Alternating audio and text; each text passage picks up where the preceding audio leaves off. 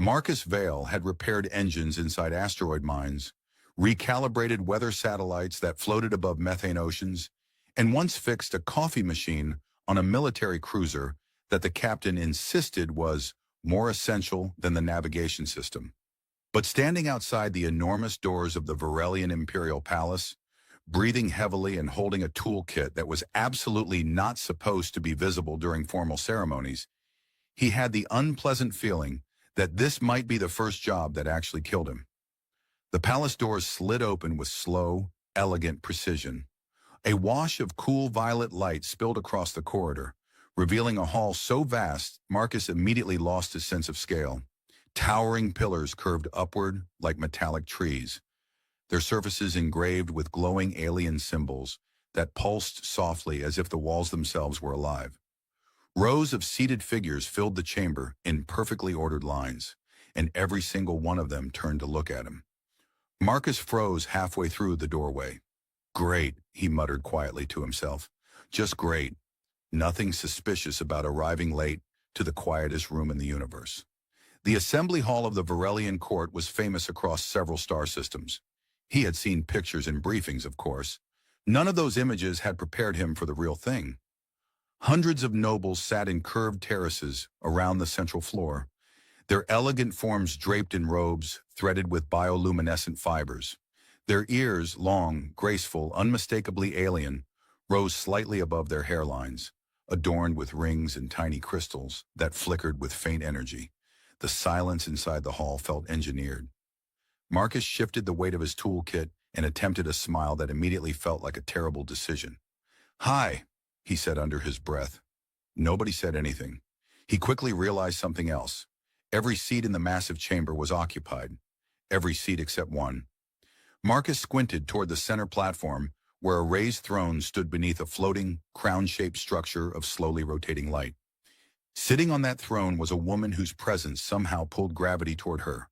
Her skin carried a pale silver tone beneath the illumination, and her long ears curved elegantly behind strands of dark hair braided with tiny metallic threads. Her posture was calm, still, almost impossibly composed. Queen Vera. Marcus recognized her instantly from the briefing files he had skimmed during the shuttle ride. He hadn't expected to see her quite so soon, or at all, ideally. Next to her throne sat a single empty chair. Marcus stared at it. His legs hurt.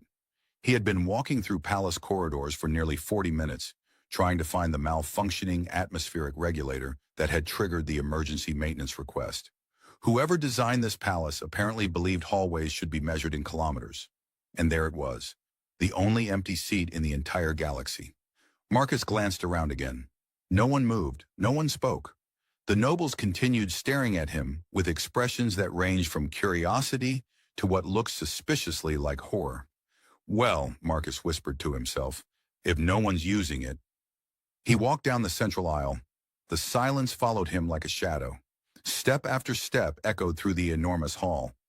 Somewhere behind him, he heard a faint choking noise from one of the nobles. Another seemed to whisper something urgently to their neighbor. Marcus ignored it. He had learned long ago that alien politics were confusing on a good day and dangerous on a bad one. Best not to think too much about it.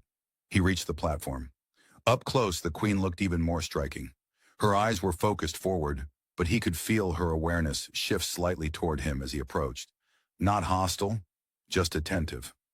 Marcus gave a polite nod. "Sorry I'm late," he murmured. Then he sat down. The reaction from the court was immediate. A collective gasp rippled through the chamber like an electrical surge. Dozens of nobles half rose from their seats. Several guards near the platform stiffened, their hands instantly moving toward weapons that hummed softly at their sides. Marcus blinked. He looked around slowly. "Okay," he said quietly. "That seems like a strong reaction to someone sitting down."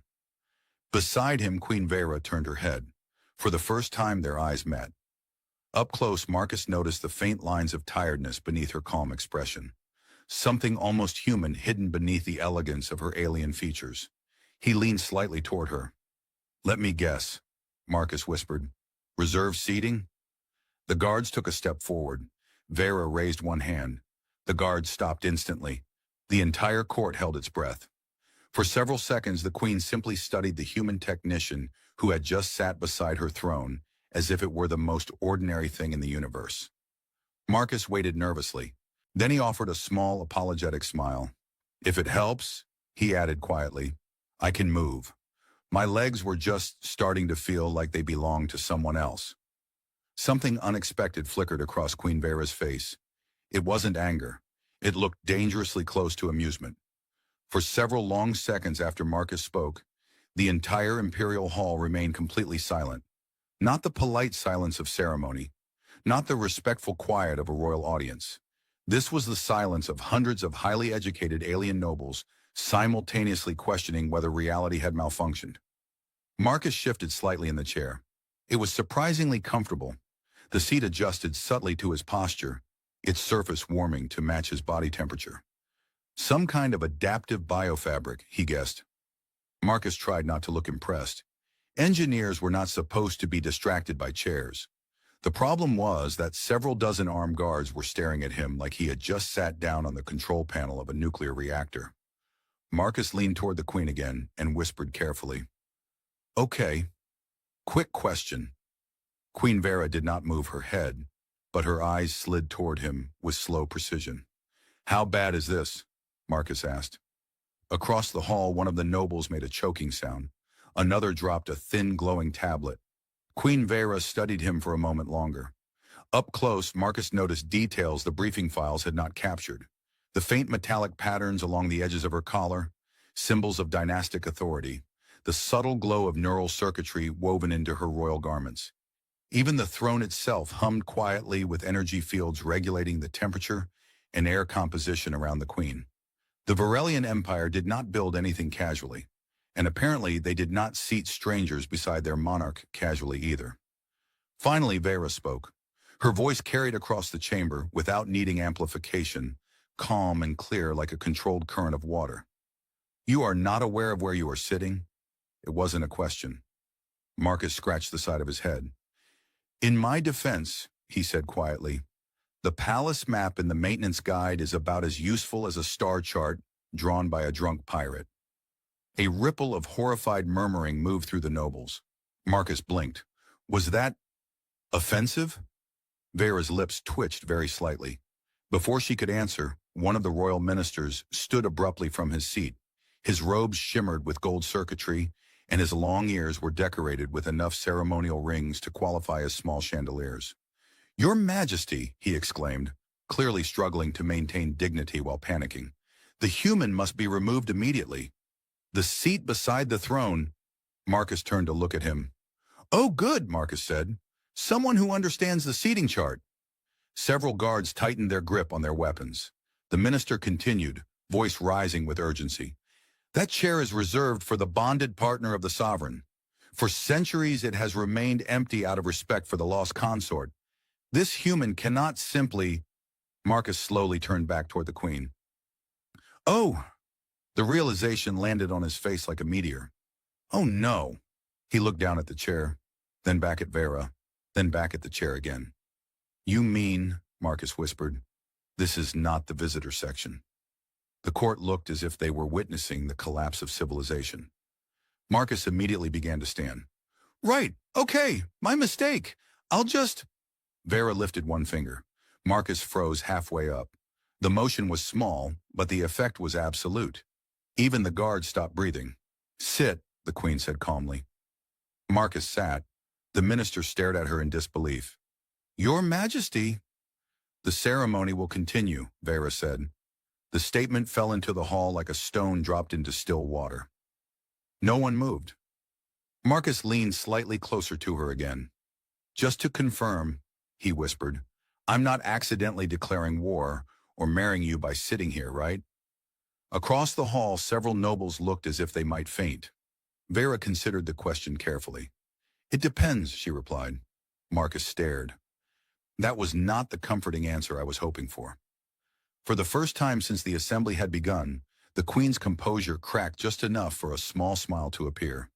It was subtle, but the entire court noticed, and the shock that followed was far greater than the gasp that had greeted Marcus when he first sat down. Vera turned her gaze back toward the assembly. Proceed, she said. Reluctantly, the ministers resumed their positions.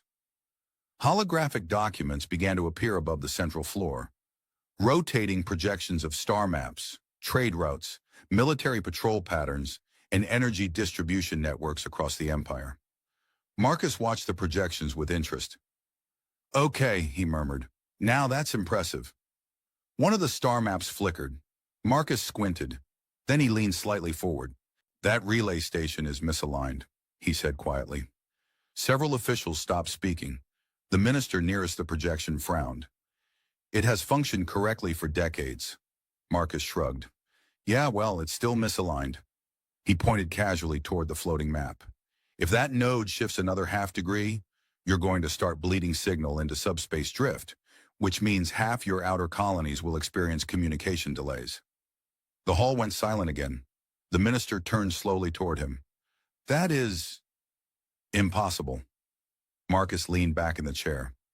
Look, I fix things for a living. When something looks wrong, it usually is. The minister looked at the projection again, then at the Queen, then back at Marcus. And suddenly the situation had become even more confusing, because the human who had accidentally claimed the most forbidden seat in the Empire might also be correct. Marcus folded his arms. I'm starting to feel like I should charge consulting fees. The silence that followed Marcus's comment about the relay station felt different from the earlier shock.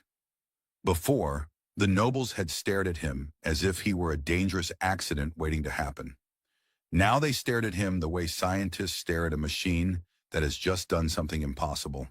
Above the center of the chamber, the holographic star map continued rotating slowly.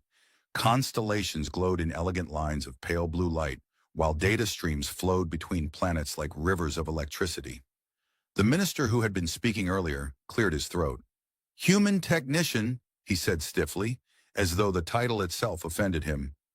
Our navigation infrastructure has been calibrated by the finest minds of the Varelian Empire. Marcus nodded. Great. Then one of those finest minds made a tiny mistake. Several nobles made scandalized noises. Marcus leaned forward slightly and pointed at the floating projection again. See that relay cluster, he said? The one orbiting the Kareth belt? The map zoomed automatically toward the region he indicated. A network of glowing satellites appeared, each connected by delicate threads of data transmission. Marcus tilted his head. Yeah, that one. The minister folded his arms. It functions perfectly. Marcus scratched his chin. Out of curiosity, how often do you recalibrate the phase alignment? Every 12 cycles, the minister replied immediately. Marcus nodded slowly. And when was the last time the satellites experienced a magnetic fluctuation from the nearby pulsar? The minister paused. One of the advisors beside him whispered something urgently. Marcus smiled slightly. Yeah, he said. That's what I thought. The projection flickered as a diagnostic overlay appeared across the star map. Numbers began streaming through the air. The room filled with murmurs. A younger noble leaned forward suddenly. The human may be correct, she said, sounding both fascinated and slightly alarmed. Signal decay is already beginning along the outer colonies. The minister stiffened. That is impossible. Marcus leaned back in the adaptive chair and stretched his legs. Technically, he said casually, it's happening right now. The minister stared at him. You claim you noticed this with a glance. Marcus shrugged. When you spend 10 years repairing communication arrays in asteroid storms, you start recognizing patterns. He gestured toward the map again. That relay ring is rotating 3 microdegrees too slow. Your system is compensating automatically, but it's also creating signal drift.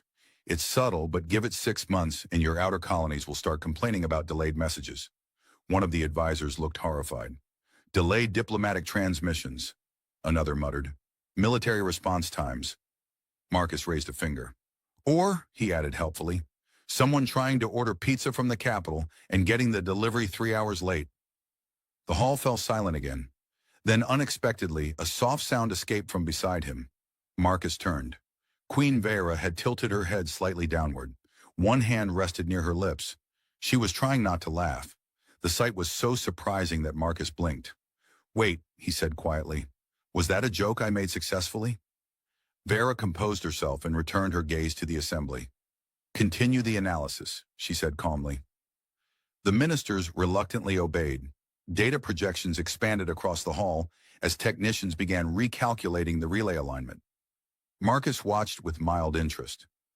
"Honestly," he said quietly to the Queen, "you'd think an empire this big would have at least one maintenance guy checking these things once in a while." Vera glanced at him. "We do." Marcus nodded toward the star map. "You might want to hire a few more." For a moment she studied him again. There was something peculiar about the human. He spoke freely, almost carelessly, yet nothing he said carried arrogance. There was no performance in his words, no attempt to impress or manipulate. He simply said what he thought. And the strangest part was that the court listened. A sudden burst of light rippled across the projection as the recalculation finished. The younger noble who had spoken earlier turned pale. "The drift is confirmed," she said quietly. A wave of uneasy whispers spread through the assembly. Marcus leaned forward slightly.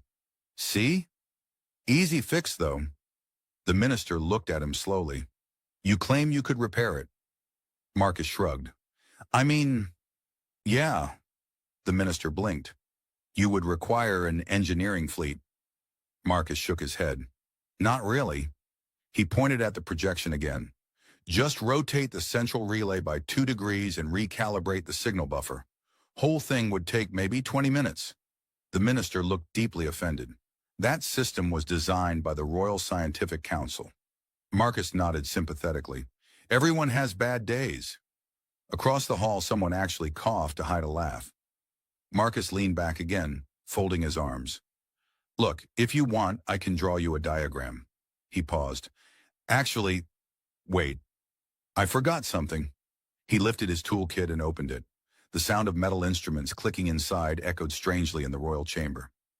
Marcus began rummaging through wires and calibration tools. The court watched in stunned silence. Finally, he pulled out a small handheld scanner. "Here we go," he said. The minister stared. "You brought engineering equipment into the Royal Assembly." Marcus looked confused. "Well, yeah." He held up the scanner. "I was literally sent here to fix something." The entire court slowly turned toward Queen Vera. Marcus followed their gaze. Vera sat perfectly still on the throne, her expression calm, thoughtful. After a long moment she spoke. "You may proceed with your diagram." Marcus grinned. "Oh, good," he said.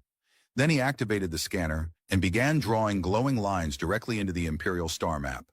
Behind him, half the nobles looked horrified. The other half leaned forward in fascination.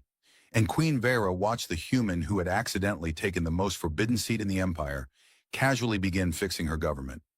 Marcus had repaired a lot of things in his life, but this was the first time he had ever repaired an interstellar communications network while sitting next to a queen. He held the handheld scanner like a pencil, drawing glowing lines through the holographic star map floating above the court floor.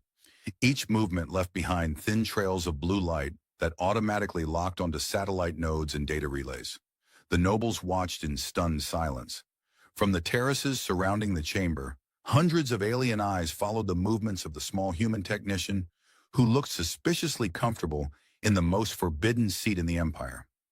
Marcus tilted his head as he studied the projection. "Okay," he muttered. "Yeah, there it is." He circled a blinking relay node. "See this one?"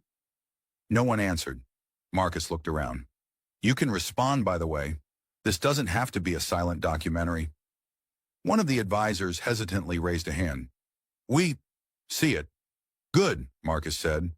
"That satellite's auto-correction algorithm is fighting the gravitational drift from the pulsar field." The minister who had protested earlier narrowed his eyes. "Our satellites are shielded against such interference." Marcus nodded. "Right, but shields compensate for energy spikes.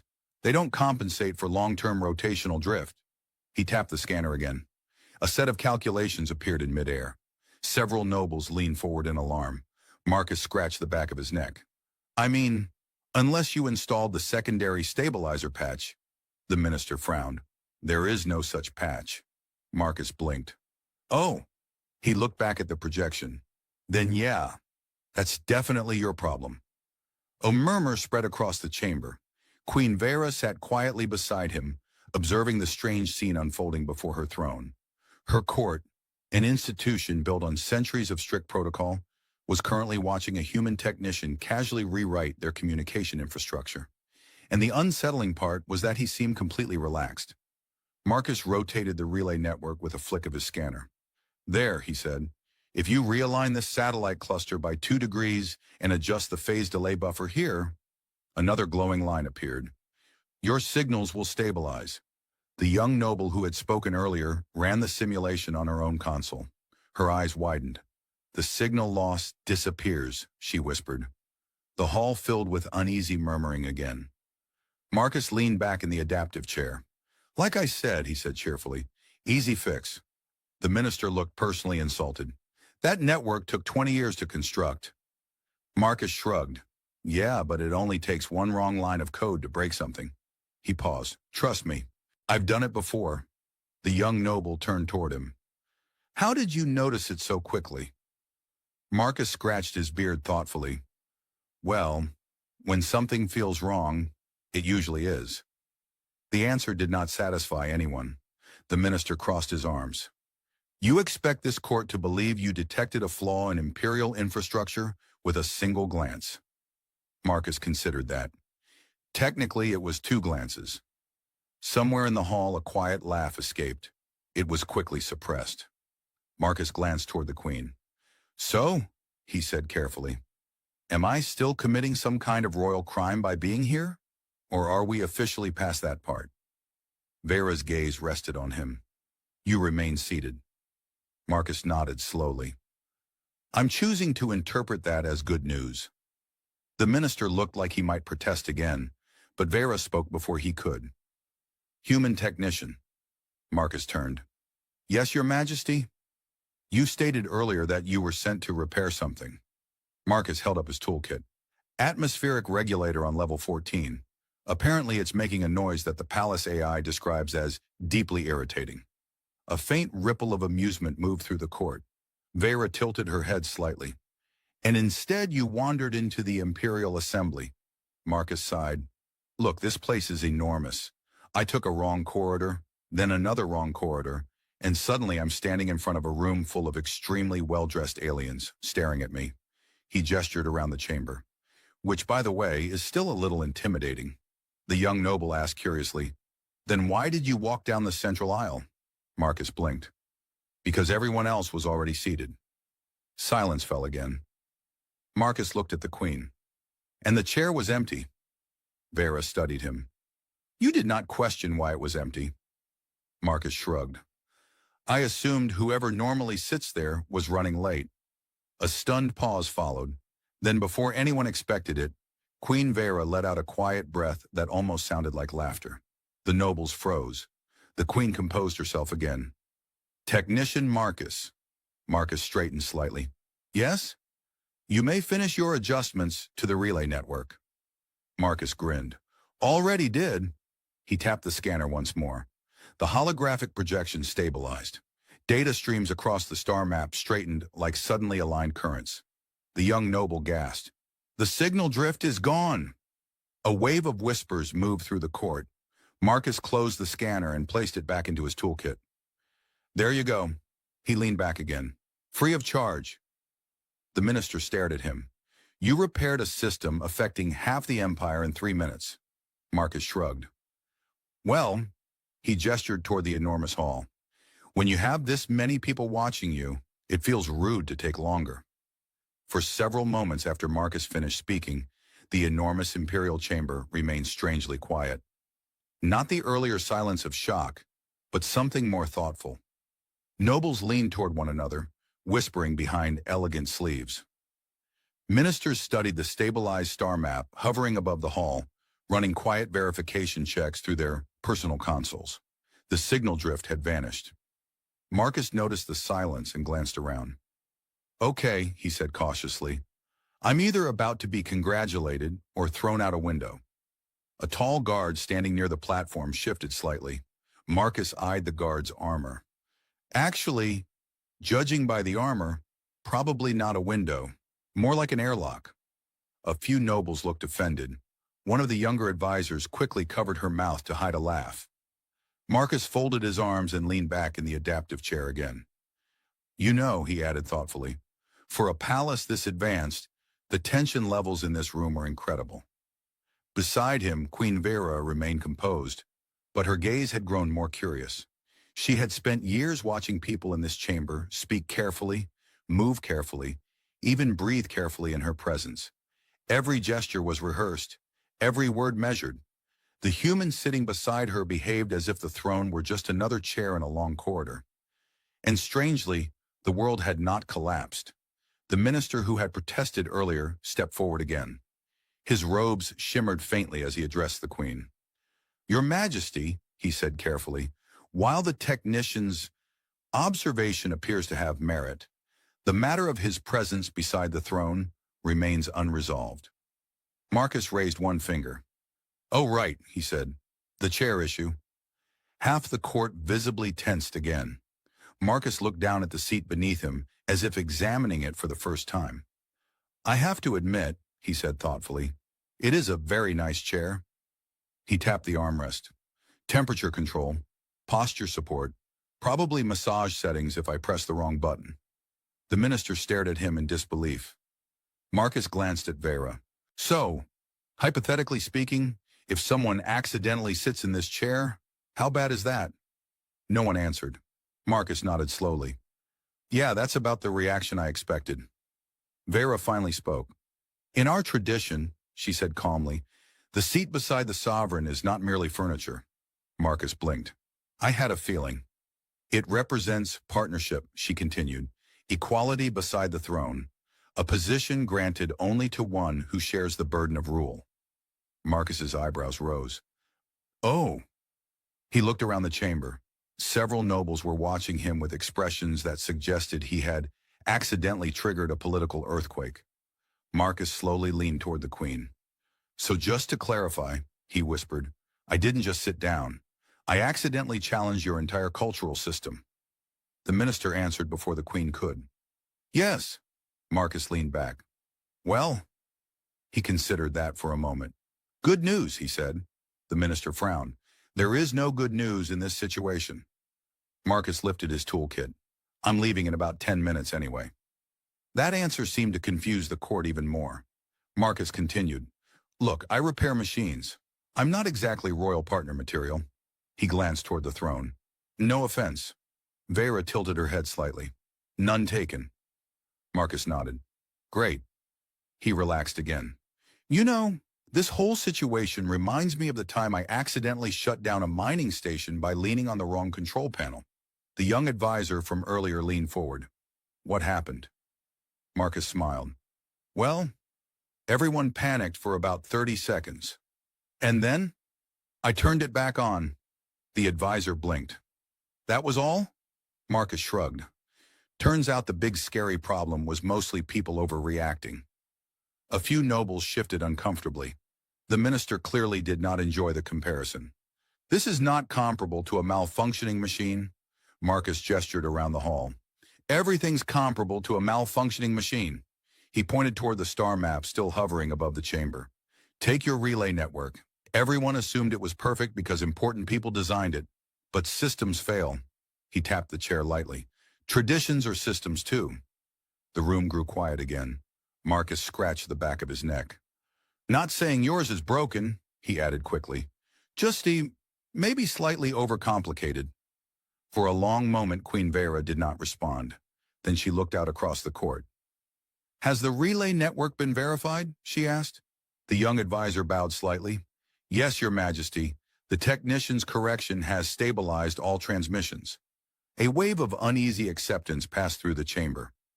Marcus stretched his arms. Well, he said, satisfied, one crisis solved. He stood halfway from the chair. Now I should probably go fix that atmospheric regulator before it explodes or something. The court collectively froze again. Marcus paused mid-movement. What now? Vera lifted her hand again. The motion was gentle, but Marcus stopped immediately. He sat back down. The nobles stared. Marcus sighed. I really hope that hand signal doesn't mean I'm being promoted. For the first time since the assembly began, Queen Vera's smile appeared openly. "Technician Marcus," she said. Marcus looked at her. "Yes? You may not be leaving quite yet." Marcus had learned many useful survival instincts during his years working across half the known galaxy. One of those instincts was simple. When a queen personally told you that you were not leaving yet, it was usually a good idea to stay seated. Unfortunately, staying seated in the most politically dangerous chair in the Empire was not exactly relaxing. Marcus looked slowly from Queen Vera to the rows of nobles surrounding the chamber. Every single one of them was watching him again. "I'm starting to feel like a museum exhibit," Marcus muttered. The queen tilted her head slightly. "You are the first human to sit in that chair." Marcus nodded. "Right, of course I am." He rubbed his forehead. "You know, when I woke up this morning, my biggest concern was a faulty atmospheric regulator making a buzzing noise." He gestured around the chamber. "Now I'm apparently participating in interstellar politics." A few nobles exchanged uncomfortable looks. Marcus leaned closer to the queen and whispered quietly, "Hypothetically speaking, how long do royal assemblies usually last?" Vera considered the question. "Several hours." Marcus stared at her. "You're joking." "I am not." Marcus slumped slightly in the adaptive chair. "Well, good news is the chair is comfortable." He paused. "Bad news is the social pressure is incredible." Across the hall, the minister who had protested earlier was still visibly unsettled. He stepped forward again, bowing slightly toward the throne. "Your Majesty, the presence of this human beside you will create interpretations." Marcus raised a finger. "Oh, I can fix that." The minister blinked. "You can." Marcus nodded confidently. "Sure." He stood halfway up again. "I'll just move." The guards instantly shifted. Vera raised her hand. Marcus stopped mid-stand again and slowly sat back down. "Okay," Marcus said carefully. "I feel like we've repeated this sequence before." The queen looked at him. "You wish to leave the seat?" Marcus nodded. "Yes." "Why?" Marcus blinked. "Because apparently sitting here implies something extremely important, and I'm just a guy who fixes machines." Several nobles nodded in agreement. Marcus spread his hands. "I mean, look at me." He gestured toward his slightly dusty engineering uniform. "I'm still holding a wrench." The young advisor from earlier spoke cautiously. "Your Majesty, technically the human did not request the seat." Marcus pointed at her. "Exactly." Then he pointed at the empty space around the throne. It was the only open chair. The minister folded his arms. "In our culture, sitting there without invitation is considered either an insult," Marcus waited, "or a declaration." Marcus leaned back slowly. "Declaration of what?" The minister looked at him as if explaining gravity to a stone. "Partnership." Marcus closed his eyes briefly. "Of course it is." He sighed deeply. "Why couldn't it just be a chair?" The young advisor quietly whispered something to the noble beside her. Marcus caught only a fragment of it. "Symbolic balance of power." Marcus pointed toward them. "See? That's exactly what I mean." He looked back at the queen. "On Earth we have chairs that symbolize power too. We call them office chairs. The difference is, nobody starts a political crisis if you sit in one." A few quiet chuckles slipped through the court. Even some of the guards shifted slightly. Marcus looked around with mild satisfaction. "Good," he said. "Humor still works across species." Queen Vera observed the scene with quiet interest.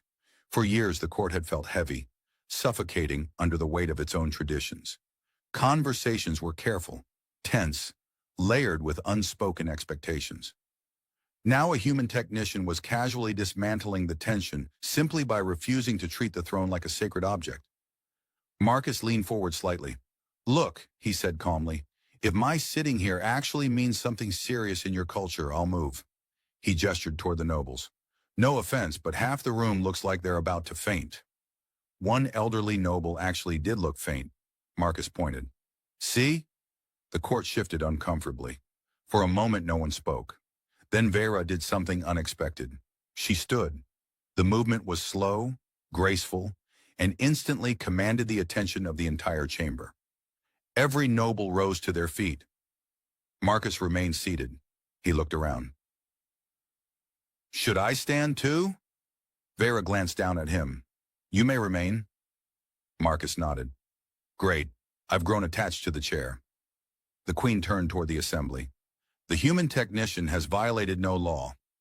The minister opened his mouth to protest, but Vera continued. He sat in an empty seat. Her voice carried calmly across the chamber. If our traditions cannot survive an accident, then they were weaker than we believed. The court fell silent. Marcus leaned toward her and whispered quietly, That was a really good speech. Vera ignored the comment. The assembly will continue, she said. The nobles slowly returned to their seats. Marcus leaned back again. Well, he said quietly, this day is definitely going into my work report. He glanced at the Queen. Assuming I survive it. Vera looked forward, but a faint smile returned. You will. Marcus nodded thoughtfully. Good. He paused. Because I still have to fix that atmospheric regulator. The Imperial Assembly eventually ended the way most complicated events do. Slowly, awkwardly, and with a lot of people pretending everything had been perfectly normal the entire time.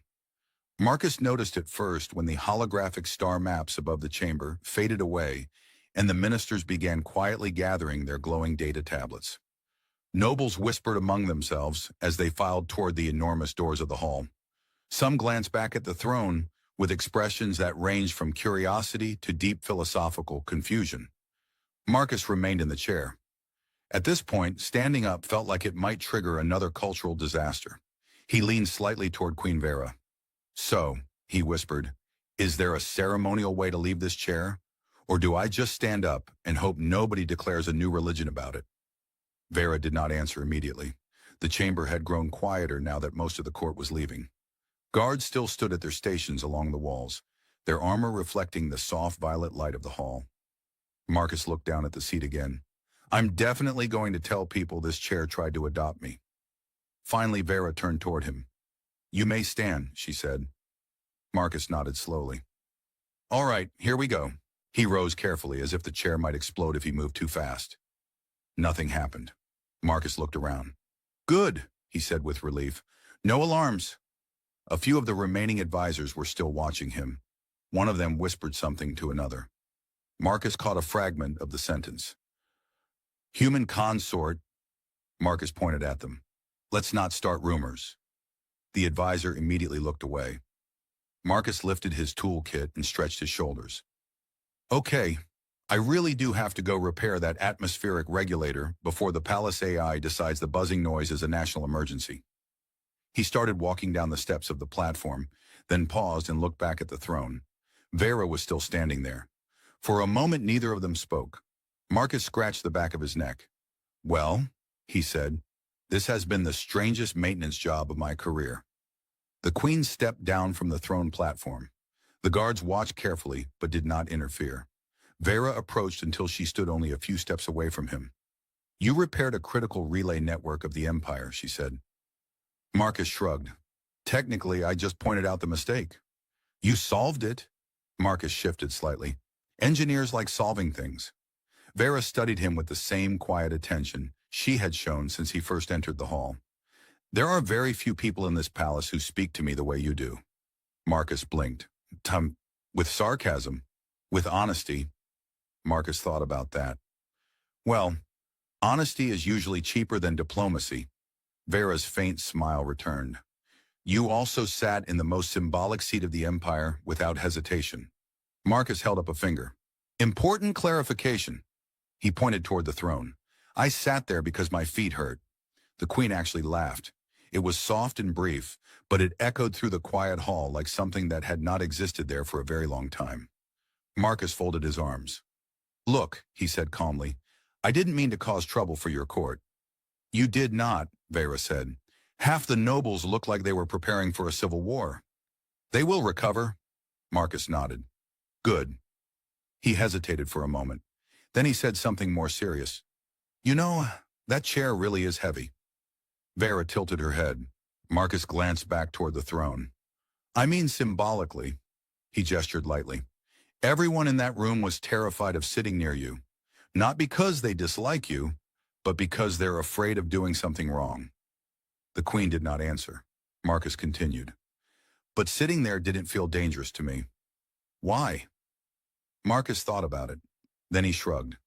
Because at the end of the day, you're still just a person trying to manage a very complicated system. He gestured toward the palace walls. An empire is basically a giant machine, and machines run better when people stop pretending everything is perfect. For a moment, the words hung in the air between them. Then Vera nodded slightly. You are correct. Marcus smiled. Don't worry, I won't tell the nobles the queen agrees with the maintenance technician. She studied him again. Technician Marcus. Yes? Your contract with the Imperial Maintenance Division ends today. Marcus froze. That sounds ominous. It can be extended. Marcus blinked. Wait. He pointed at himself. You want me to keep working here? You fix problems. Marcus rubbed his chin thoughtfully. Well, technically that's true. He looked around the enormous palace hall again. Based on what I saw today, this place has a lot of problems. Exactly. Marcus grinned. You're hiring me as a court engineer. As an advisor. Marcus stared at her. That sounds significantly more dangerous. Vera's eyes glimmered with quiet amusement. You will also be paid. Marcus paused. Now you have my attention. The queen turned toward the great doors of the palace. Come, she said. Marcus followed beside her. As they walked through the vast corridors of the imperial palace, Marcus glanced back once toward the distant assembly hall. The throne was already empty again, but the chair beside it was no longer just a symbol of absence. Marcus adjusted his toolkit on his shoulder. You know, he said casually, next time I accidentally sit somewhere important, you should warn me first. Vera glanced at him. I believe the surprise was useful. Marcus nodded. Fair point. They continued down the long corridor together.